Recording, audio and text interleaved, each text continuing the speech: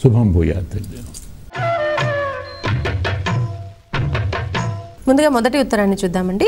శృతి గారు భీమవరం నుంచి రాస్తూ ఉన్నారు. ఉపనయనం ఎందుకు చేస్తారు, దానివల్ల కలిగే ప్రయోజనం ఏమిటి? ఉపనయనం అంటే అర్థం ఏమిటి?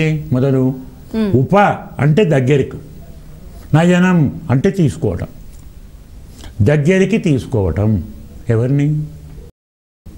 ఎవరిని తీసుకోవాలి అంటే 8 ఏళ్ళు వచ్చిన తర్వాత ఆ పిల్లవాడిని గురువు గారు దగ్గరికి తీసుకొని అతనికి ఉపనయనం చేసి శుక్లపక్షంలో వేదాన్ని, కృష్ణపక్షంలో వేదాంగాలను చెప్తాడు.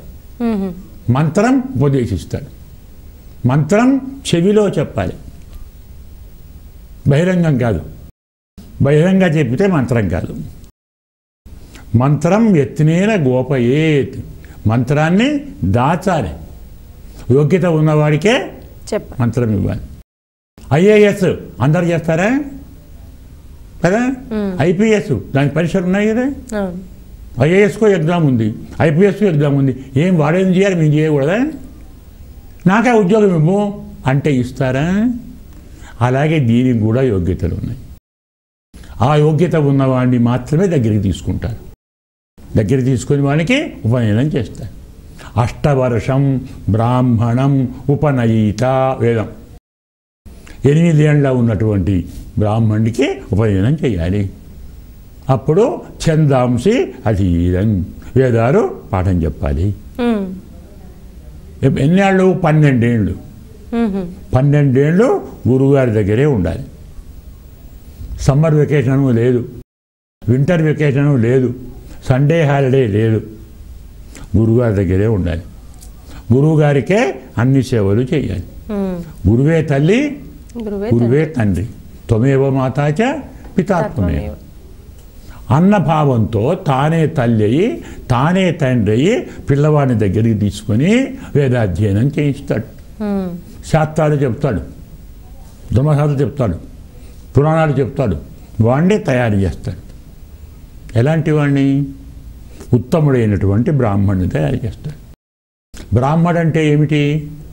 యజ్ఞోపేతం అంటే బ్రాహ్మడు కాదు, అందరికీ ఉంటుంది యజ్ఞోపేతం. పెద్దవాడు చేసుకుంటున్నాడు. బ్రాహ్మడు అంటే స్వార్థం లేనివాడు, ఆశ లేనివాడు, ఇక్కడ ఏ సుఖాన్ని కోరనివాడు. వశిష్ఠ మహర్షి ఉన్నాడు, మహానుభావుడు. ఒక ఉదాహరణ చెప్తాను మీకు చిన్నది. వశిష్ఠ మహర్షి ఉన్నాడు. రాముడు అప్పుడు అడుగుపోయాడు. శత్రుఘ్నుడు భరతుడు కైకదేశం పోయాడు. ఎవరు లేరు, దశరథుడు చనిపోయాడు. రాజు లేడు రాజ్యానికి. అందరూ వచ్చి అడిగాడు, నాయన ఒకటి రాజుని ఏర్పాటు చెయ్యి. ఎవరిని అడిగారు? వశిష్ఠుడిని అడిగారు.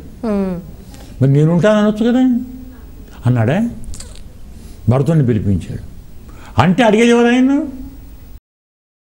ఏ బ్రాహ్మణుడు నాకు రాజ్యం కావాలని కోరలేదు, కోరడు. కోరినవాడు బ్రాహ్మణుడు కాదు. ఆశ లేనివాడే బ్రాహ్మణుడు, స్వార్థం లేనివాడే బ్రాహ్మణుడు. జపం, తపం, హోమం, నియమం, నిష్ఠ ఆచరించేవాడే బ్రాహ్మణుడు. అందువల్ల అలాంటి వాడిని దగ్గరికి తీసుకొని ఉపనయనం చేస్తాం. ఉపనయనం చేస్తే వేదాధికారం వస్తుంది. అంటే గురువుగారి దగ్గరికి చేరితే వేదం వస్తుంది, శాస్త్రాలు వస్తాయి. అప్పుడు శాంతమూర్తి అవుతాడు. ఆశ ఉండదు, కోపం ఉండదు, తాపం ఉండదు, అహంకారం ఉండదు, మమకారం ఉండదు. ఒకవేళ ఇవన్నీ వస్తే ఉపకారం కోసం కోపం వస్తుంది. లోకం బాగుపడాలంటే కోపం వస్తుంది. వృష్ణుడి కోపం వచ్చింది ఎవరి మీద? విశ్వామిత్రుడి మీద. వాడిని బాగు చేశాడు, వాడు ఋషి అయ్యాడు.